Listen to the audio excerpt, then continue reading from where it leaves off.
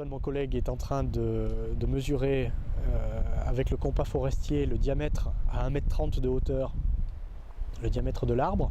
Une fois la mesure effectuée, Antoine griffe l'arbre afin de ne pas avoir par mégarde à remesurer cet arbre. Et comme ça, on évite des erreurs d'effectifs.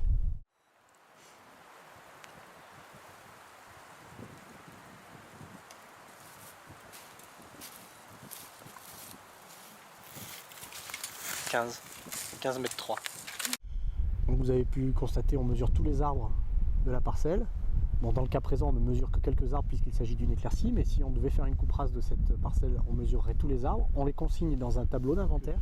Le travail de l'estimation, c'est de classer les arbres en fonction de leur forme, pour après au bureau définir exactement quelle est la décroissance métrique moyenne, qui va nous permettre après de rentrer dans ce qu'on appelle un tarif de cubage et de choisir le bon, qui correspond vraiment à la forme des arbres.